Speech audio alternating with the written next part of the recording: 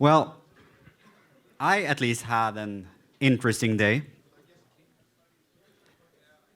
People are still entering. I at least had an interesting day. I think summarizing the day,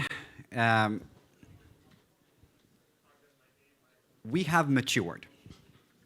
The conversation has changed. And we are talking big boy words. I think in the next few years, we will start see more companies adopting AI, and we will see more people coming to the field.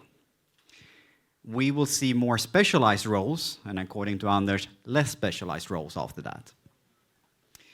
I would like to just summarize a little bit on the track that I was sharing or moderating just now, and then Robert and Björn will give a little bit of feedback as well. Generative models is amazing, not just to open up the field for non-technical people, but also for showcasing what is possible. We're still not there 100%, but it's getting there. The ethical aspects is key. And Jesper, just a reference to A Space Odyssey, you get 5 stars for that.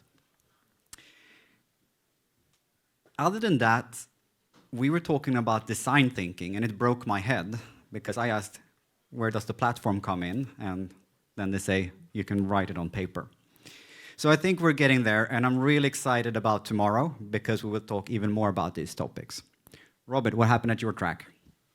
We had 3 really exciting presentations. The first one was a couple guys that figured out that they could write a better algorithm by hand than using a super sophisticated ARIMA or other kinds of algorithms, which just goes to show that a bit of domain knowledge can get you pretty far with focus rather than relying on tools. I thought that was quite nice. We got good questions. Second talk was my prediction that graphs and graph neural networks were going to be the next big thing this year. It was not true. I remember we sat and I said, it's going to happen. This is the year of Linux on the desktop and graphs. Shit, neither of them have really happened. But I'm still bullish on graphs, knowledge graphs and graphs. It is just so powerful. And it's not as scammy as Bitcoin. You know what I mean? Okay. And then the last presentation made me really happy, because we saw an awesome presentation with Rovio where the speaker, Ignacio, said he thought the next step in the increased maturity at his company was to have product managers. And I was like, just a second, what kind of product manager are we talking about here? And he said AI product managers. In other words, internal product managers, this maturity journey that we were talking about earlier today. That's a real thing. It's hitting the ground there. And it's the only way they can scale from their 10-person team to like a big AI capability as they expand to more studios and that kind of stuff. So I thought it was pretty cool to see. I mean, this isn't just a hypothesis. This is what works. So that was nice. Cool. At my stage, we started off with a presentation on how to build large ML models, really systems to support large ML models at Meta. And it was quite interesting. It's very large scale compared to what I'm used to, at least.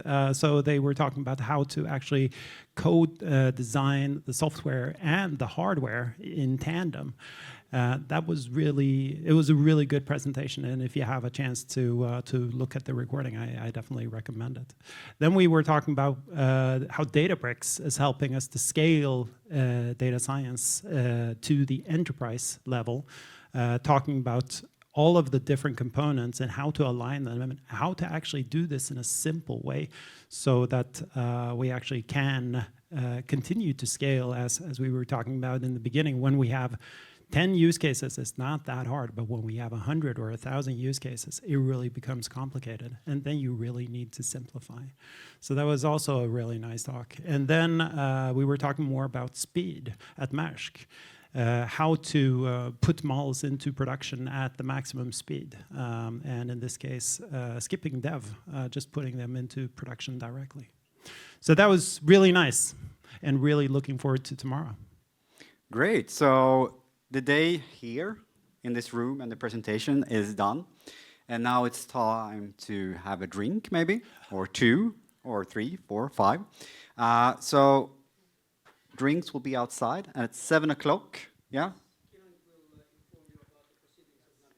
Then I just want to add before I end, your final grade will be on attendance. So if you don't show up tomorrow, you will actually get deduction in points.